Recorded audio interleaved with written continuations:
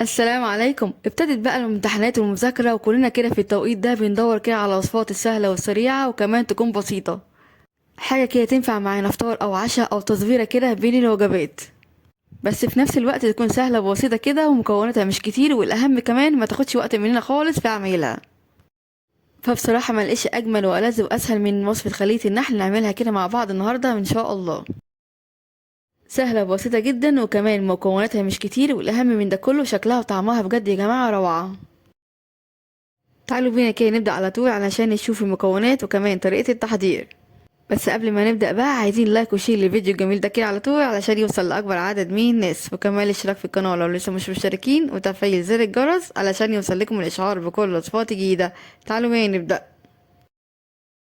هنسمي الله وزي ما اتفقنا كده مع بعض في أول الفيديو إن مكونات النهاردة بسيطة جدا. معايا هنا طبق عميق هضيف فيه نص كوباية من المية الدافية، وكمان هضيف عليه نص كوباية من الحليب أو اللبن الدافي.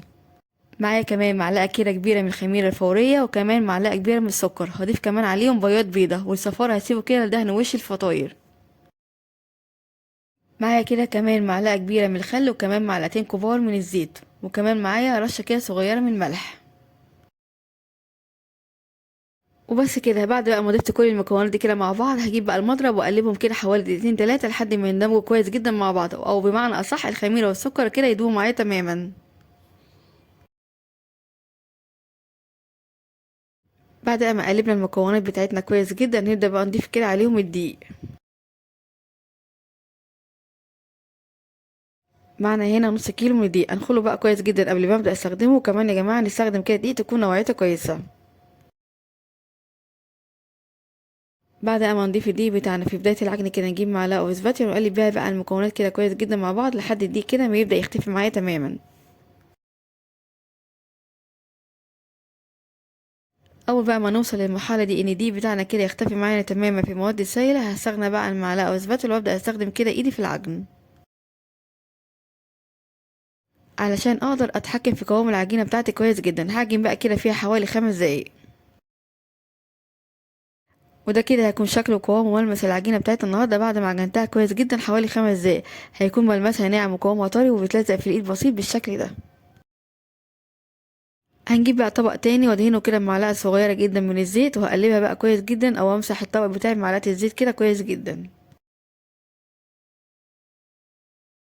بعد كده هنجيب بقى العجينة بتاعتنا وندهن كمان وشها بالزيت كويس جدا. فايدة الزيت هنا يا جماعة بيخلي كده العجينة بتاعتك كده تختمر او ترتفع بسرعة، وكمان مش تلزق في الاسترتش راب بعد التخمير. بعد كده بقى هبدأ اغطيها واسيبها كده في مكان دافي حوالي ساعة لحد ما تبدأ تختمر معايا او حجمها يتضاعف. وده كده بقى هيكون شكل العجينة بعد ما سبتها كده تختمر حوالي ساعة. بجد ما شاء الله ارتفعت واختمرت وبقت معايا شكلها عامل ازاي.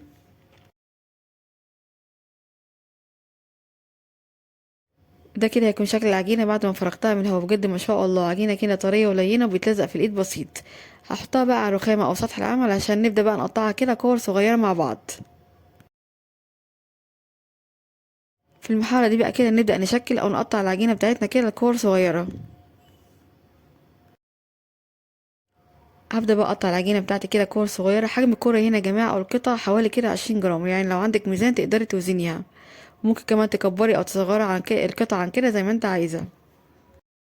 ده كده هيكون شكل العجينة بعد ما شكلتها وقطعتها كده كلها كور صغيرة بالشكل ده. هغطيها بقى واسيبها كده حوالي 10 دقايق قبل ما ابدأ اشتغل فيها.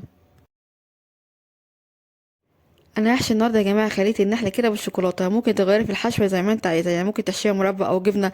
العجينة بتاعتها النهارده بجد ما شاء الله تقدري كده تحشيها حلو وحادق.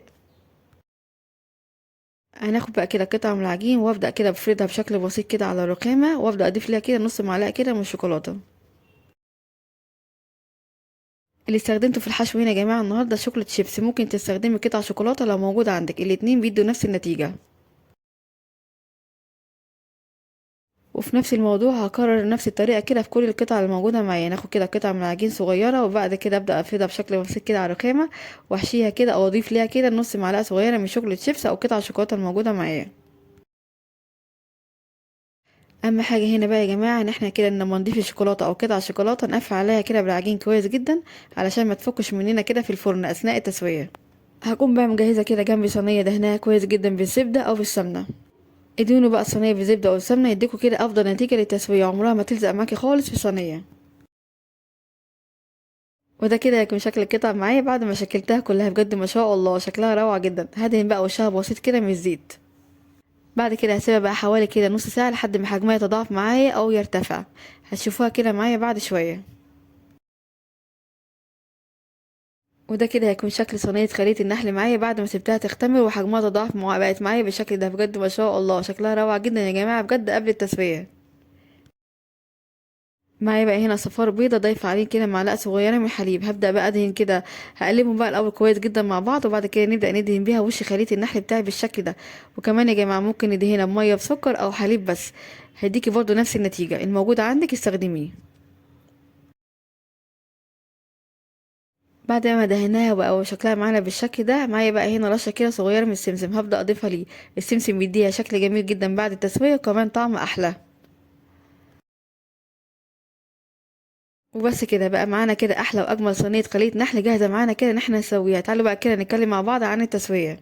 هندخل بقى الصينيه القمر بتاعتنا دي كده في فرن ساخن مسبقا على درجه حراره 200، ونحطها كده في الرف الاوسط، فهنكون مشغلين النار من تحت بس. هتقعد معانا كده في الفرن حوالي 20 دقيقه. اول بقى ما نلاقي الجوانب بتاعتنا كده بدات تحمر وتاخد لون، هنطفي النار من تحت ونشغل عليها شوايه كده حوالي دقيقتين 3.